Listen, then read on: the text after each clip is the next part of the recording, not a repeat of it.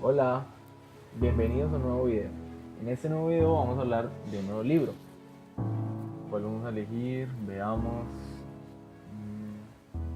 Este. El libro que vamos a hablar hoy se llama Tendencias en Comunicación, Cultura Digital y Poder, del autor Ramón Sayos. Y vamos a hablar específicamente del capítulo primero, que se llama La sociedad del conocimiento desigual. Ramón Sayos nació en Guernica, en el País Vasco, en el año de 1948. Sayos empezó sus estudios con 2 licenciaturas, una en Derecho y otra en Economía, las cuales hizo en la Universidad de Deusto. Posteriormente, Sayos se convirtió en doctor en Ciencias de la Información en la Universidad del País Vasco, donde actualmente se desempeña como profesor de cátedra en el Departamento de Comunicación Audiovisual y de Publicidad. Además de esto, Ramón Sayos es muy reconocido por ser el autor de varios libros que hablan de temáticas muy importantes como lo son la economía, la política, la cultura y la comunicación.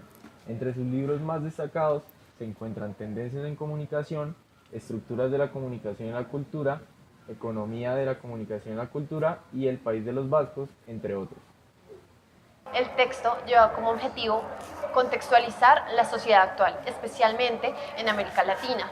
Para eso pasa por las innovadoras plataformas digitales que surgieron, los sistemas económicos como el capitalismo, como la globalización, y además muestra cuáles son los intereses y los valores que se crean en la posmodernidad.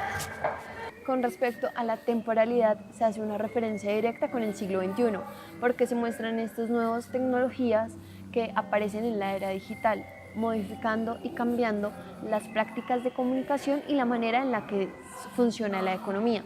También muestra cómo se desvaloriza el humano y su capital por medio de la mercancía o por medio del capitalismo. Con toda esta interactividad con la red hace que la posmodernidad sea característica de la tecnología.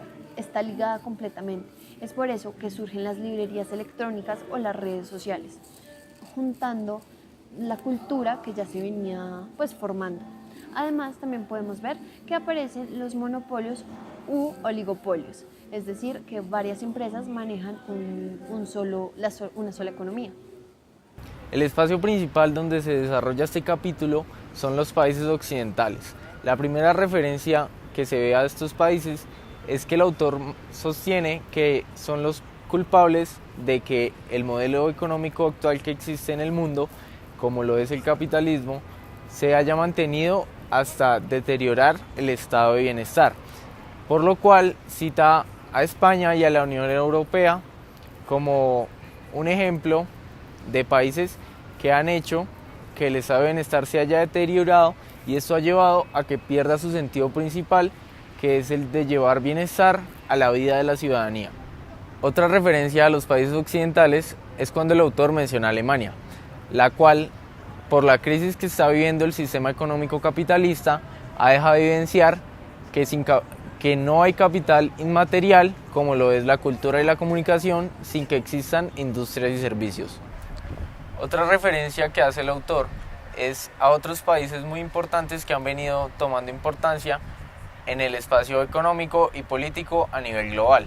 Acá menciona los países BRICS, Brasil, Rusia, India, Sudáfrica y China, que debido a su crecimiento económico potencial que han tenido en los últimos años, se evidencia que alrededor del mundo ha habido un reordenamiento geopolítico y geoeconómico. Una última referencia espacial podría ser la del ciberespacio, ya que el autor termina el capítulo haciendo mucho énfasis en este lugar.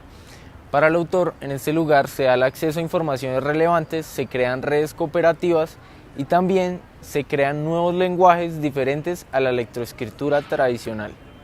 El autor utiliza a Hewson en un primer momento para expresar qué significa el capitalismo y más adelante para decir que existe un desequilibrio económico gracias a este. Después utiliza a Javi para expresar que hay una crisis financiera por la disposición de terrenos mercantiles. Entonces utiliza cifras del periódico Expansión para explicar por qué hay una erosión del sistema financiero. Esto lo complementa con un aporte de Beck que expresa la globalización como una ausencia del Estado mundial. El autor así sigue dando más autores que respaldan sus argumentos, sirven de ejemplo y además sirven también como premisas para poder expresar nuevos argumentos que él va a respaldar por medio de su propia voz. También hace pies de página para hacer aclaraciones al respecto de ciertos términos, como es el caso del pie de página de Pierre Bourdieu. Sayo, en el capítulo anterior, nos nombra la transición que ha tenido la sociedad en tema financiero.